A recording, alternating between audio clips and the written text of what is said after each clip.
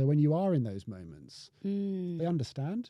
Right. Because that's when real arguments, massive, impulsive, almost breakups, divorces can happen when you're in that state and your partner says that one thing like, stop being lazy, just do the dishes.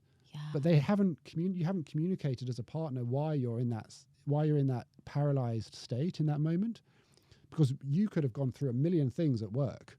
Right. Like you could have been in 2 meetings, you could have had a confrontation at work, you could have had a criticism on a bit of work you submitted, and you've got all of that going on in your head.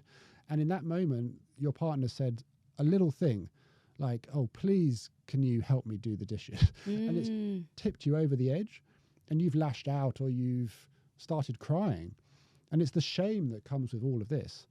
And again, it all compounds and goes back to those 20,000 negative messages, all of that stuff that happened in that day that has caused you to be in that paralyzed state on the sofa. It's all because of that emotional dysregulation that you've had to deal with throughout the day.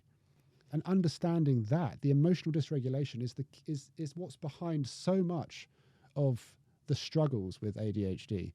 It's so important to communicate that with your partner. And if you can't, because sometimes you're so dysregulated that you can't even communicate, have a safe word or a signal. Come through the door and tap your partner on the shoulder. I need 15 minutes. I'm going to go upstairs. It's not personal. I've had a really bad day. Right. I'll be back in 15 minutes, regulated, and I'll help you do the dishes. Right. You know, it's a simple thing. It all comes back to that communication, whether that's with your partner, family, children, colleagues, co-work, boss, whoever. It's so important to communicate. So you're all on the same page.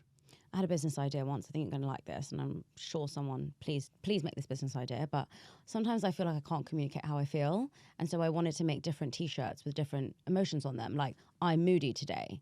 I am overly stimulated right now. Don't talk to me right now. Because sometimes I can't say those things. But my partner convinced me it was a bad idea, and I didn't have any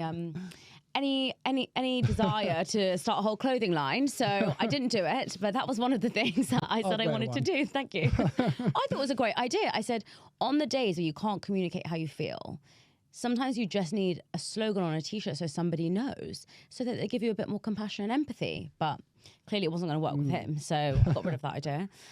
Something that you said that I really want to explore a little bit deeper is that so many people are masking. Now,